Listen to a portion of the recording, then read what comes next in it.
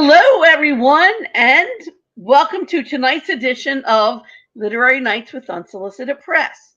Before we get started, I want to remind everyone to smash the like button, follow us, subscribe us to us on YouTube so that you will know whenever we will be doing a streamed reading. Tonight we have a wonderful author with us. She is a poet. Well, like many writers, she writes a lot of things, but tonight we're going to talk about her poetry book, Born Yesterday, titled The Body Remembers. So, welcome to Maureen Sherbondy. Maureen, thank you for being with us this evening, and I'm looking forward to hearing your poetry. Thank you so So, much. you can tell us a little about the book, and then you can begin. Okay, thank you so much for having me on tonight. I appreciate you hosting me tonight through my press, the wonderful Unsolicited Press in Oregon. My book that just came out yesterday, it's my 12th book of poetry, and it's called The Body Remembers. Here's the cover. I love the cover. The designer is great for this press. And this was in keeping with the theme, which is about women. The women took over for the whole year, and all of the covers had this red theme. So it's very catching. I've gotten good compliments. And the book basically is about the women's body and all the connections to the body. I'll just read the brief summary that's on the back because that kind of gives a good description. The Body Remembers contains poems about a woman's exploration of life through the physical and emotional challenges of the female body. The book's premise is that every experience is about the body. Body is strength, mystic, beauty, and grief. So you'll see what I mean when I read some of the poems this evening. Do you want me to just get started? Yes? Okay. I'm actually going to start with a book that is not, with a poem that is not in the collection because this is the Year of the Women for this press. And I have a more recent poem that I think helps to illustrate that theme. And I don't want to offend any of the men out there. This is not an anti-male poem. It is more about what's going on politically in the country, and it's more kind of against the MAGA men. It's called Letter to the Patriarchy. I carry centuries of women inside my body. Try me. I am composed of snakes, wild creatures, and lost voices of matriarchs. Enter my dark halls without permission. Lion's teeth will bite and chomp. These serpent arms can loop around your neck like rope. You know gentle words come first. Society has schooled me well, but I am so tired of sitting back, waiting for your spectacle of pumping biceps, flexing muscles with shallow threats. Sometimes the strongest men tumble most easily. I have breathed fire words on giants and watched them thump like dead trees in a storm. So I think that sets the tone for this Year of the Women. That's in its final quarter for us. And then I'm going to go on to read from the book. I'm going to start with a poem that's called Water. There's a lot of water imagery in the book. The rain locates no escape, so it accumulates on macadam. Concrete barriers prevent exodus, so you try not to hydroplane into the other lane. If only the car were a boat, you'd simply float away from danger. Somehow you remain unscathed. Consider the body too is mostly water, liquid that both sustains and drowns. Without it, you would be only bones and skin, organs. Isn't everything then about the body? Before that first breath came, you swam in a fleshy pool until the water broke, releasing you in nakedness, not yet knowing how to finesse a course through this arid universe. I'm going to go to the first poem in the book. This is called The Body, and it makes sense that that would start the book off.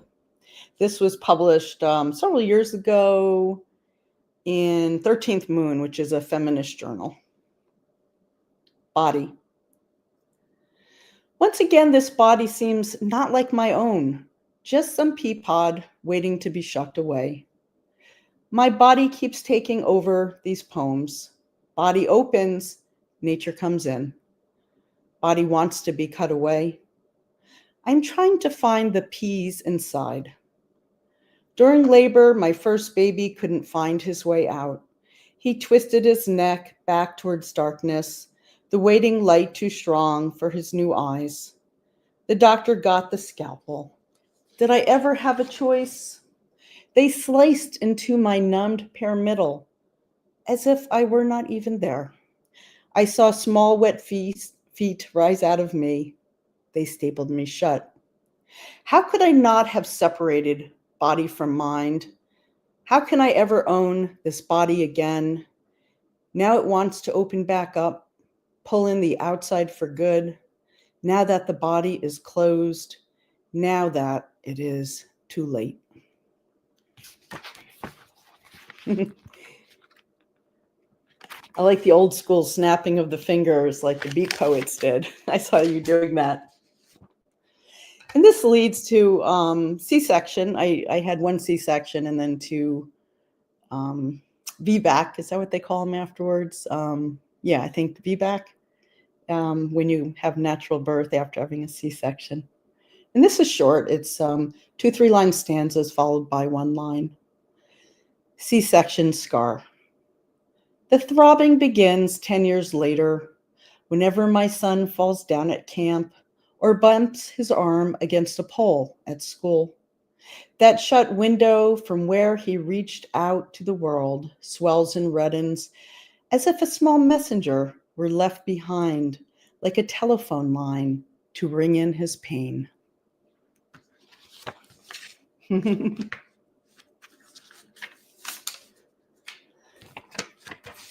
So this next one, it's called Excision.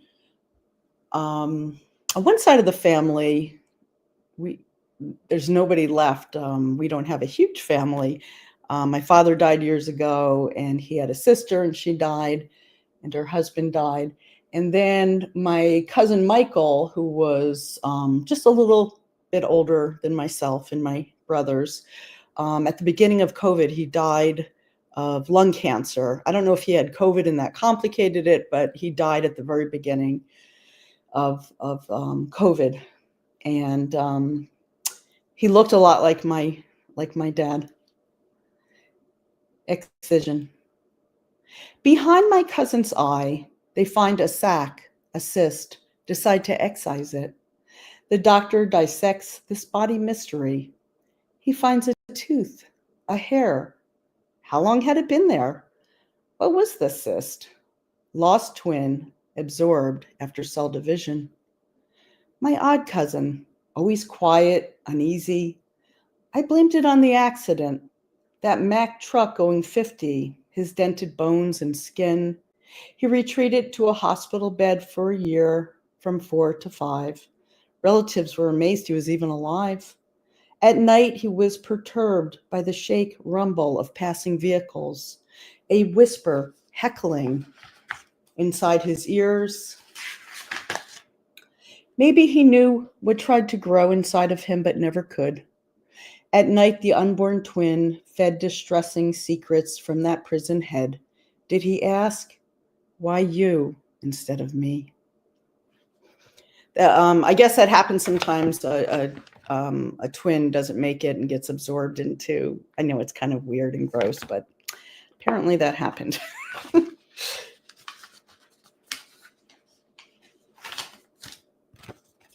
So I'm going to read one. This is actually my favorite poem in the book. It's longer, which is atypical for me. I tend to write one-page poems like a lot of poets do. But this one took a lot of work, and when I write poetry, it's almost like having a waking dream, and a lot of things in this poem surprised me. And I guess that's why I like it. I like when my own writing surprises me. That can happen in fiction too. It's called The Speculum. The speculum is cold but necessary. I'm trying to make sense of love arising inside disease. How many times must I be peeled open? Am I an orange? Am I a can of paint? The doctor speaks in terms of fruit and objects like golf balls. There are numbers and centimeters that carry no weight in my body. Parts expand that should not grow. I do not know how to shrink. Once a man entered my home, I invited him in. It was dark here, and my head got lost in malignant clouds for too long. Such a toxic city of blood and waste. Inside my girly body glowed warm, a blanket, a cocoon. Alice's found hole in the ground after the long red rain. Others, too, grew lost inside. This amused me to no end. Prince of Jacks, king of deception. There were no clocks in the dark place. At some point, I threw a never-ending party. Liquor bottles, jazz, too many dance cards. I pick you and you and you until the door slammed shut and the adult voice woke up. But now instruments have become my lovers. Cold, brutal arms and hands. Someone has opened up a lemonade stand inside my body. There is no lemonade, only a plush lawn growing thicker, named uterus, named Keep It Coming. In real life, I remain composed. I knew one day I'd lose control. There is a woman screaming with a megaphone, Keep it coming. Inside, filled with disease, growing cells that should not grow, I yell, I am done with making human beings. Who gave you permission to bury aliens inside me? Don't even get me started on buildings of prayer and God. Old home for my 3 sons. Seeds planted, grown to trees. Warm cradle created by me and my mother and my mother's mother. Do not speak to me with your silver tongue, steel thief of endometrium, enemy, helper. Look for the helpers, I told my children.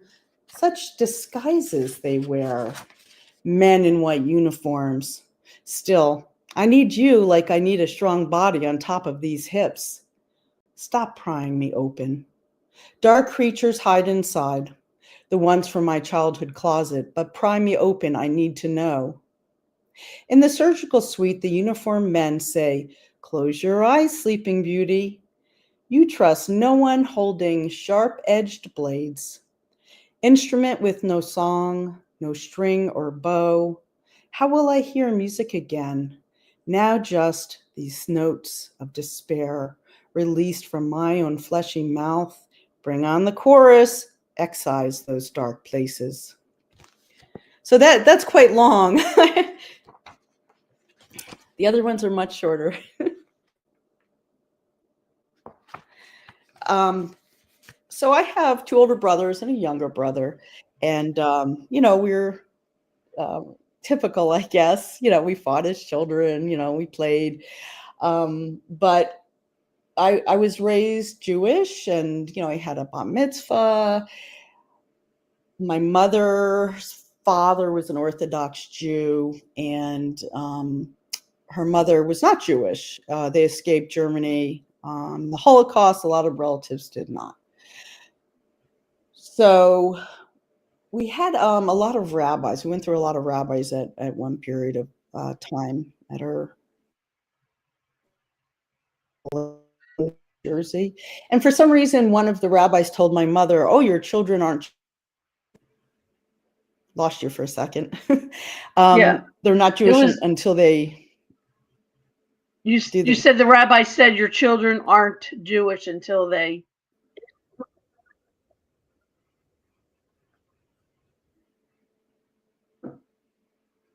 Yeah, I don't know what's happening with the streaming. Okay, so what happened was this one rabbi told my mother, well, all of your children have to, do the ritual of going under the water and saying the Jewish prayers. And I was about 4 years old, and my two older brothers, they probably don't remember this, but for weeks before we went, they told me I was going to be taken to be drowned because, older brothers. So I wrote this poem about that. At the mikvah, age 4. For weeks, my brothers flooded me with tales of drowning, said the special pool was where young girls sank and did not rise again. When we appeared at the mikvah, attempt to quell the swell of non-Jewish blood swimming through our veins, I planted myself upon a bench, refusing to budge from my position, wanting to live no matter the future cost. In my heart, I was a Jew, this I knew. No ceremony could make it so. Better to stay than to go, while brothers and mothers vanished underwater, and prayers rang out in the other rooms. Alone I remained, wordless, prayerless, still and silent as a stone. Oh, beautiful. I have to ask my brothers if they remember that. I do, but I was the one afraid. So, continuing with childhood, I grew up in a household that, after my parents divorced, the cabinets were pretty bare. There just wasn't enough food. You should see my cupboards now. They're never empty. So I wrote this poem. It's called Hunger. I teach my children survival to ensure continuation of name and line. Show how even a poor person can sustain life on makeshift meals found in every cafe and fast food establishment. How condiments of mustard, ketchup, mayonnaise, squeezed out like packaged caviar onto unwrapped saltine crackers can create a square sandwich piled tower high, yellow, red, and white globs dripping and oozing between stiff, salty layers. That the fancy foreign car dealership stocks juice, soda, and dozens of glistening glazed donuts, delights for their clientele to devour. Lint in our pockets today, dollars may follow tomorrow. In my childhood kitchen, where bare refrigerator shelves held little, ketchup, bread, milk, and eggs, I learned these lessons too. Make do with what there is, create and stack dreams from what there is not.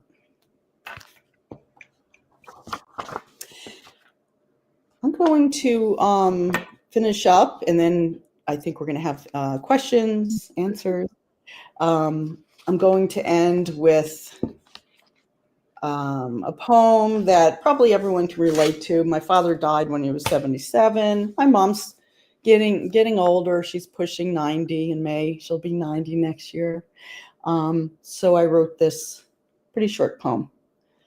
And it makes a reference to Oliver from the Charles Dickens inspired movie, Oliver. When we lose both parents, we become grown orphans again. Oh, stork, oh, great sky hand, drop me again inside a home of cradling arms. Young Oliver, all of us, waiting open-mouthed, so hungry, our mothers and fathers taking with them all the serving spoons inside the house. Thank you for listening, and I'm looking forward to answering some questions. What wonderful poetry. I want to remind everyone that this book was born, the pub date was yesterday, so the book is available. So I noticed that your book started off with the corporal and then ended up in the emotional. So you want to talk about that journey a little bit? Yeah, I think, a lot of them at the beginning, you're correct, are focused more on the specific body, surgery, C-section scar. Some of them also go a little deeper than that. But it's interesting you pointed that out. The first section is called sutra, which comes from a word that means thread, like the word suture. Sutra. And then the next section is called memory, and it transitions to slightly different subject matter. And then the last one is drowning, and that has a lot to do with more personal things, family issues, but also connected to the body. Yeah, I could see that all of them are connected to the body, and that's really wonderful, because the body does not forget anything. So what gave you this idea? What inspired you to write The Body Remembers? I think I've been writing about the body my whole life. If you look at the acknowledgement page, you'll see these have been in a lot of journals over time. So when I put a collection together, sometimes I write around a theme. It's almost like taking a rock and turning it Mhm. over and over and examining it from every angle. And then it naturally forms a collection. These ones, though, over a very long period of time, one day I realized, oh, I've been writing about this, my whole life pretty much. Um, and then it's a matter of kind of culling together which ones work together in a collection. Mhm. My first book was about reinventing the fairy tales, kind of in a dark way. And with that one, I actually wrote titles to poems I wanted to write. And I sat by a pool watching my kids when they were younger, and I just kept writing them. And so it formed, a short book of poems. But this one happened kind of slowly over time. And I think you can tell that because the different life events take place in this book, Mhm. going from I had all three of my sons in 3 years before I turned 30. So that's part of it. And it goes up to the later things, different female surgeries that happen later and so on.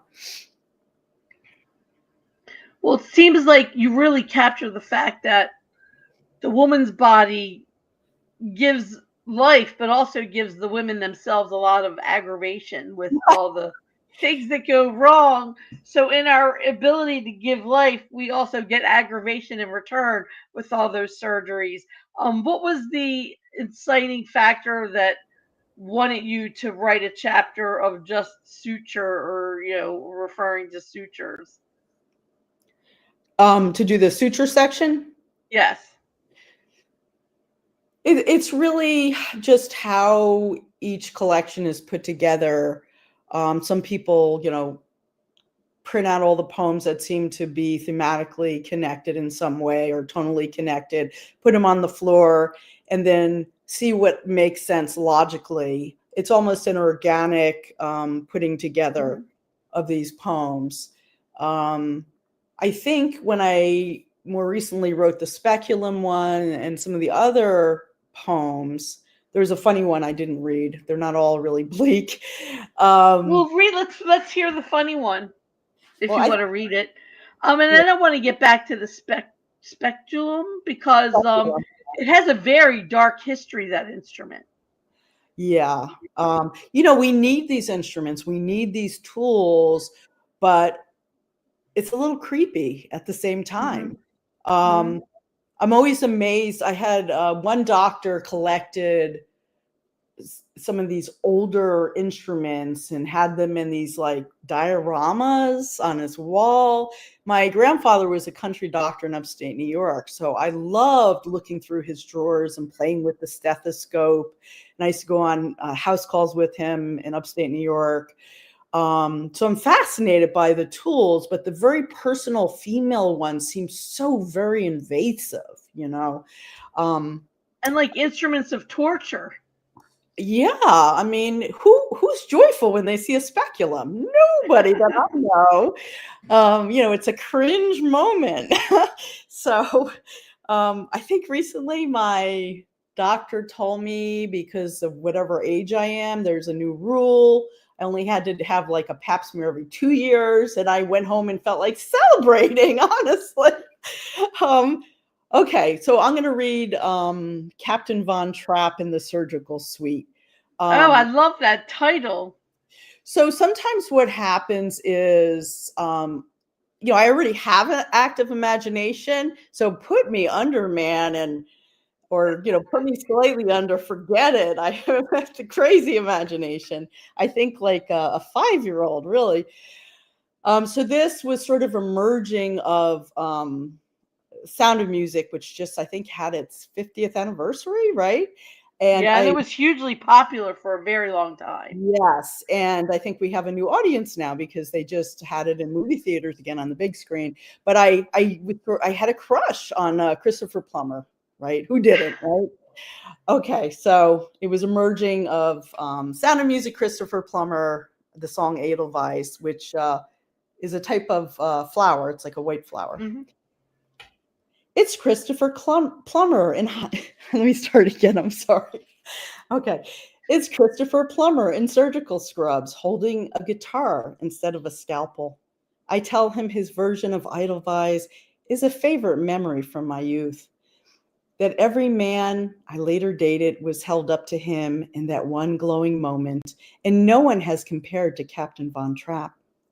My present husband sings karaoke, even though he lacks the voice. It takes a certain kind of man to belt out lyrics out of tune and in front of an audience. Christopher Plummer was about to remove my uterus. I tell him I have terrible doubts about his skills as a surgeon. Just because a person is talented in one arena doesn't mean that ability spreads to other areas like medicine. Trust me, he says, the infusion into my veins is a bottle of my favorite gin. Feeling woozy, I shrug, realizing I no longer control either body or life. Before falling under, I recall reading that Edelweiss was dubbed in by another singer. Is the illusion of talent just as good as the real thing? Too late to change doctors, I fade in the clean white room, seeing star-like flowers rising as Edelweiss carries across the gurney and my uterus dances away from my body. Oh, what a beautiful poem. Thank you. That is quite a beautiful poem. I love the fact that you focused on the body so much because the body does remember. It remembers the joy, but it also remembers the trauma, and then sometimes marries the two. Like that's pretty funny. Your uterus dancing away from you. That thanks to a doctor that may look like Christopher Plummer. Yeah, it's to use a cliche, which I don't like to do. It's a double-edged sword.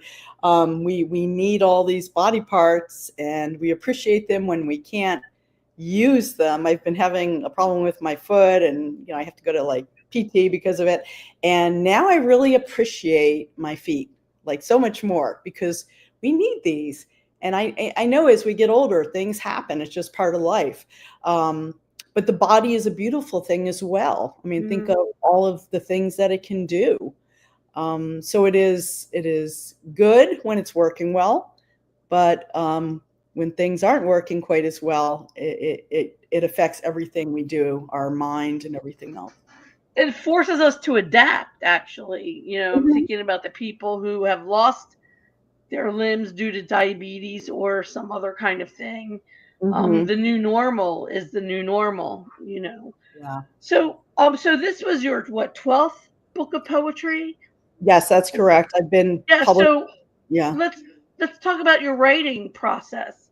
Like, do you write every day? Do you um keep journals? Like, what's that like?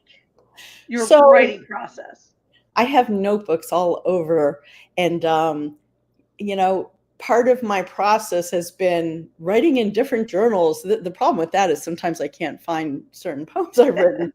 But I still mostly write poems by longhand.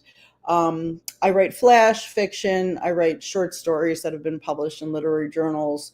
Um, each is sort of a different process. Somebody asked me, how do you know if something is a poem rather than beginning of a novel or a short story? And I said, poetry is very musical. And like I said before, I feel like I'm having a waking dream, and a line comes to me, a beat begins in my head, And, I might hear a do do do do do do or whatever. And I think in terms of images, I feel like I have a lens. I do this also, like I'm writing a novel, and I'm the camera. I'm watching these characters as I develop them, and they're just talking after a while. So I kind of feel it's very image driven with both flash fiction and with poetry. And I try to write every day. I know that was a question. Sometimes life gets really busy. My goal has always been do one thing related to writing every day. Today I didn't get to, I have 30 pages left in my rough draft of my young adult novel. I didn't get to do that today because I'm working and time ran out. But here I am reading poetry. So this is my one thing for the day. And I I think, like that because it sort of gives you permission to not always be in the mode where you're trying to create, because you also have to fill the well, whether that's reading poetry or reading other short stories or looking at a painting.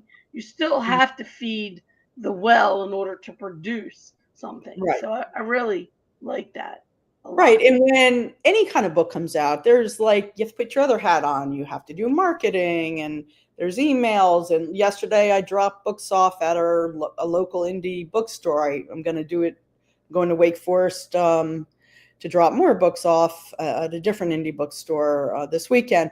I attend people's readings. I like to support other writers. I'm inspired by my writer friends. I'm inspired by reading other poetry and other fiction as well. That's all part of it. But when I do sit down to write, I am a very fast writer. It doesn't mean it's a good draft. It means it's a crappy rough draft. But I'll sit down and write 3 or 4 poems in a row, and maybe one of them will be the beginning of something good. And then maybe I'll come back to it a week later and then revise, type it up, think about it. Revision process can take years. It can take weeks. It just depends on the poem and where it is. Short stories, sometimes, I'll start one and finish it in a week, but then I have to revise it. That might take a month. And then there's the whole researching the markets and sending the right things out to the right places and all that jazz. Yeah, yeah, it's a lot of jazz. Yeah. So, let's talk about your images. You said that you focus on the images. Do the images come to you, or what actually inspires the image? Is it something that you see in your daily life, or is it a memory married to something that you see in your daily life? Can you talk about where the images I come from? Because your honestly, images are very vivid. I honestly think when I start writing and I hear music and, my poetry, there's imagery in fiction too. But with my Hmm. poetry, I think I tap into my subconscious somehow. I've been writing since I was 8 years old, and it's almost like a muscle that is now toned and sort of, you don't think about how you do it until someone says, well, how does that work? And I have to think about it.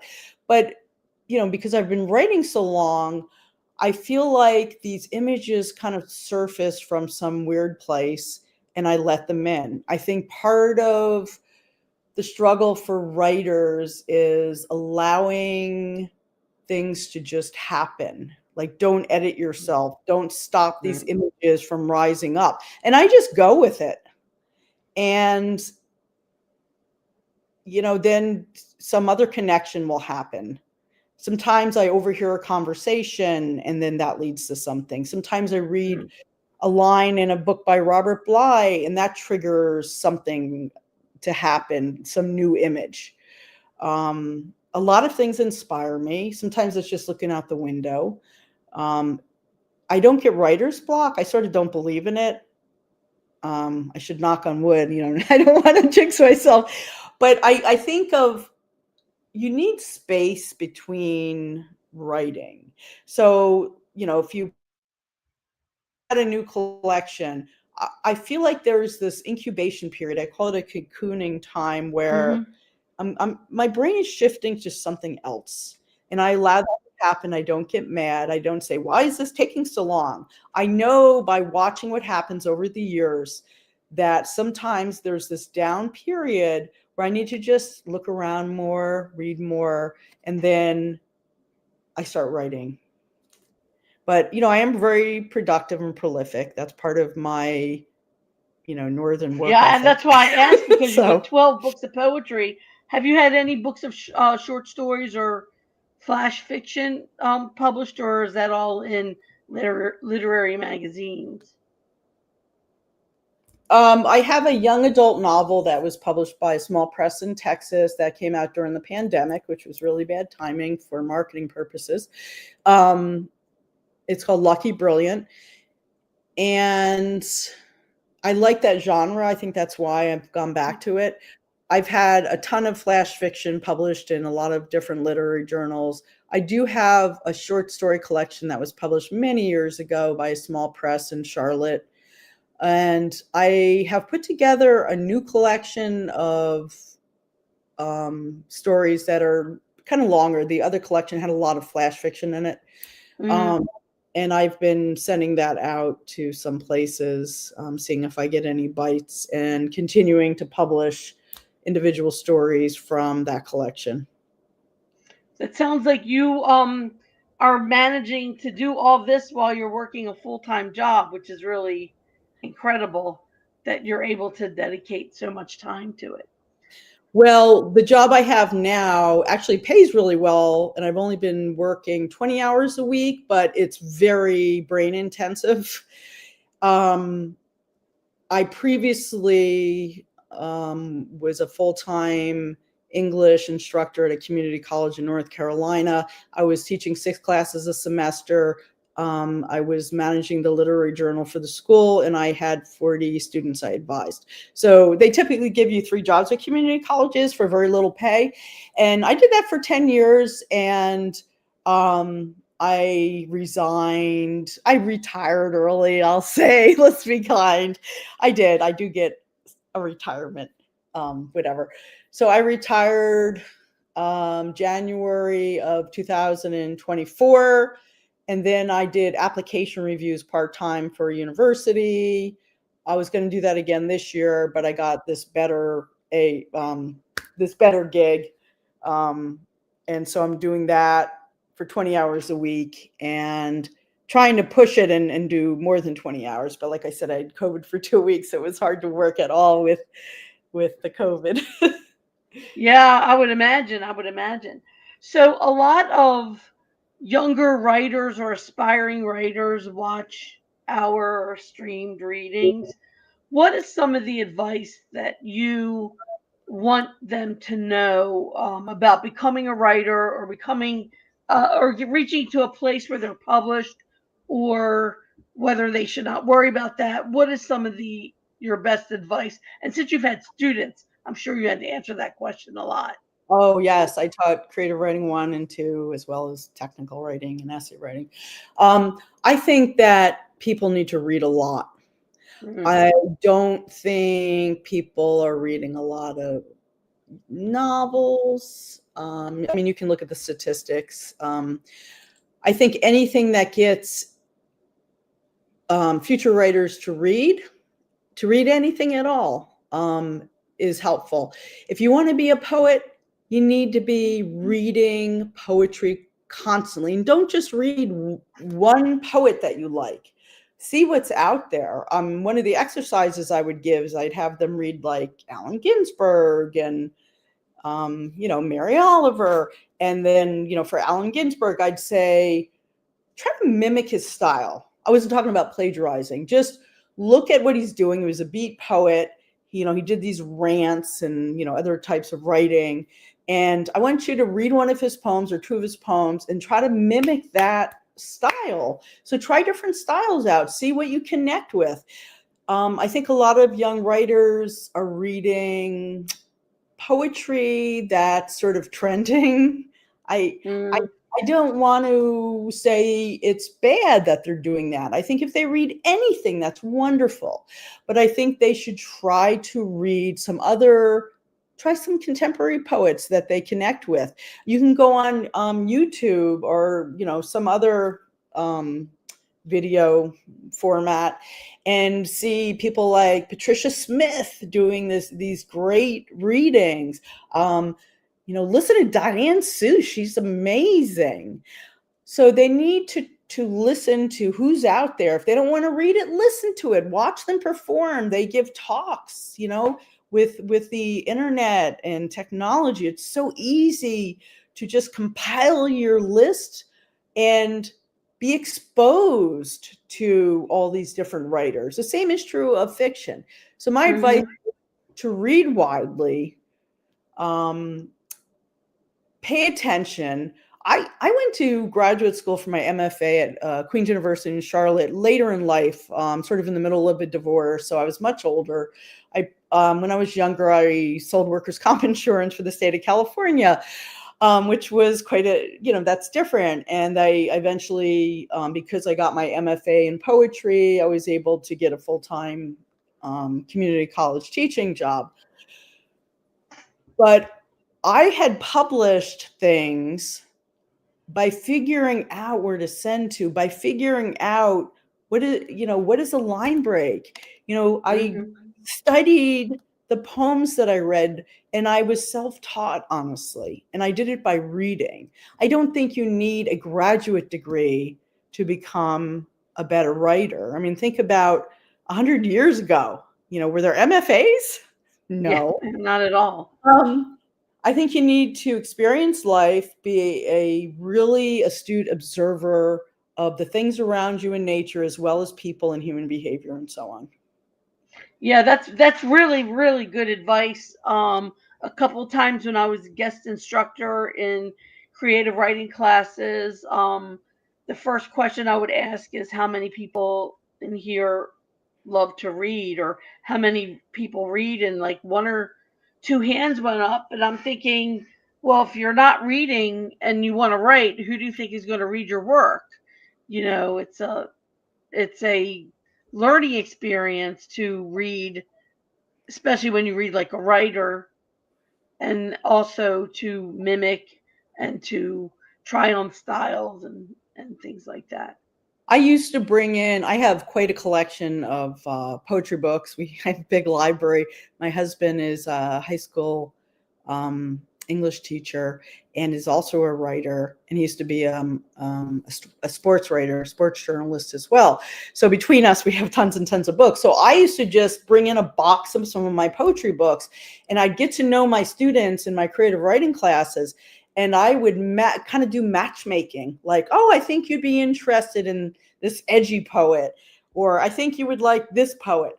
And then I would have them pass the books around the room, and they would spend their time. I made them, write in a journal so that they were writing something down. And I'd say, read 3 poems in different books, and then I want you to write a poem of your own. And I would bring them materials. I had my own. Well, I hope you certainly inspired them, and because reading reading other writers is the best teacher. You can see how things are done. I think so many people want to rush the process and then become published right away, not realizing that so many writers write their whole lives but don't end up publishing until they're lived a little, like in their 30s or 40s or even 50s or whatever, how old. Yeah. That was the advice. I used to get kind of angry when I was younger, and I would hear people say, don't rush to publish, because I was in such a rush. I mean, I'm not a patient person, honestly, but I do understand that now. Yeah, it's easy to say when you have some publications under your belt. I get that. But what is meant by that is, make sure that your work is something you're going to be proud of when you read it 5 years, 10 years, 20 years from now. It's okay if it's sort of the work of a beginner, but is it the best poetry you can write or the best fiction that you can write? You want something you can be proud of in your archive, right? We have a couple. We have some time. Do you want to read one or two more poems, whether they're in the book or not? I Sure. love how even your poems not in the book are connected.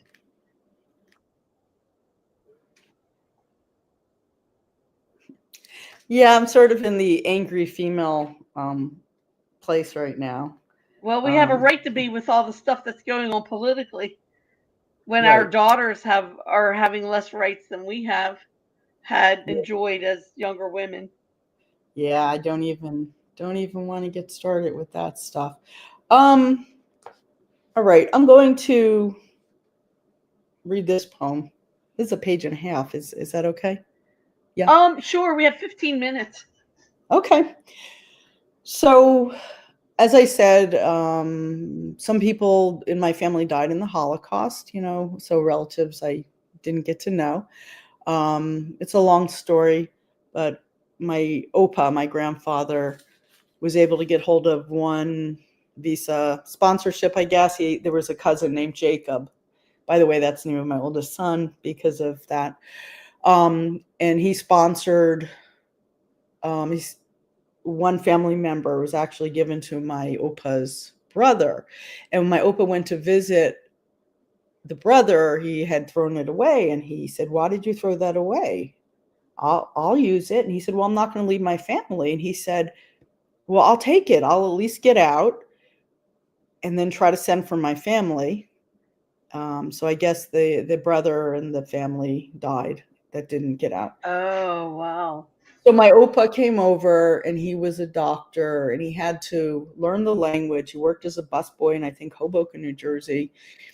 And he had to learn the language and then take the medical licensure test in English, which is hard to do when you're just learning the language.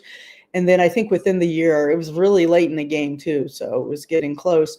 He was able to send for my mother, her two brothers, and his wife. But a lot of people died. So this is a poem called Cousins I Never Met. Fire burns down the entire forest, but still one flower thrives. The moon's silhouette against the sky reminds me, yes, we are still alive. We ran and walked through yesterday's parade. You thought the kite you ran with on the sand could fly up to the night imprisoned moon. My cousins, too, all gone too soon, watched the same light in Germany as nighttime, daytime prisoners in rooms fit for 2 or 3, not 50. 2 years ago, we let go of white balloons at the newborn's funeral. 5 days he lived, son, nephew, brother, 5 days. We looked up until white globes blurred into white clouds, devoured. We throw rocks at death, both now and then. Still, death stays with you and me. Hours, months, 3 years of lingering. Remember painting the German shepherd thick with tomato juice to release the stink. Oh, that stink, it lingers. Oh, the scent of death, too. Stink of burning flesh. I have heard about it, read about it. Lampshade flesh, they whisper in the halls. Now walk with me inside the burned down forest. Take in the sweet perfume of one flower reaching up to the sun and moon. My relatives made it through until the final hours. And then, Auschwitz, final hour. The end when release could be tasted, sulfur burning on his defeated tongue. Furor, fury. The end arrived when release could be swallowed from the air so close. And yet, their blood, our blood, waters, burnt soil. We plant new seeds. We march forward. What a beautiful, beautiful poem. Thank you. The single flower, that's what I mean by the images. The single flower that remains. Sort of not only hope, but continuance. Mm-hmm.